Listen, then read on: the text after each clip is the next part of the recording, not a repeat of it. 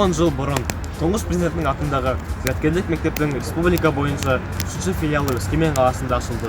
Бұл көптеген ғылыми зерттеулерге дарынды балалардың өзін көрсетуіне жақсы мүмкіндік болды.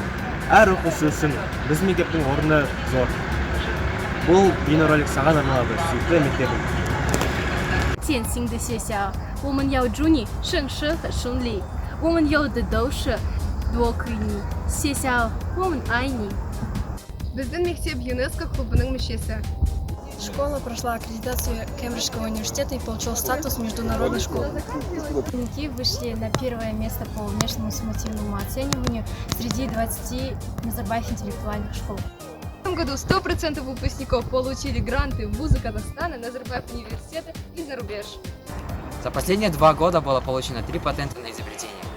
Назарбаев интеллектуальной школы города Усть-Каменогорск вошли в состав сборной Казахстана по предмету биология. В рамках программы партнерства школ мы сотрудничаем с школами гимназии Ризы имени Вернера Гейзберга в Германии и школой АУП в Ереване. Мектебінде біз бәріміз үлкен отбасыдаймыз. Мектептегі кураторларымыз, екінші анамыздай, мұғалімдеріміз, өмір атты кемесінде дұрыс жолға бағыттайтын тәлімгеріміз. Ал мектеп әкімшілігі болса, біздің оқуымызға қолайлы жағдай жасайтындар. Қыранды самғатқан алтын ұям мектебім бізді іркештеп, білім нәрмен сусындатқан ұстаздарымыз үшін, бағаланбас шексіз білім үшін көп алғысымызды білдіреміз. Сенің арқаңда мен өз болашағымның жақын екеніне нық сенімдімін. Я благодарна Назарбаев интеллектуальной школе. Я в 2 года пообещала бабушке, что буду тут учиться. Время шло, а моя цель не менялась.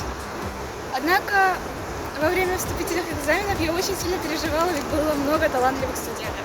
Но сейчас я чувствую, что школа – это мой второй дом, а Шанраб – это семья. А кураторы – это наши родители, которые поддерживают в любых начинаниях. Я очень благодарна нашей школе и хочу внести свой вклад в ее развитие.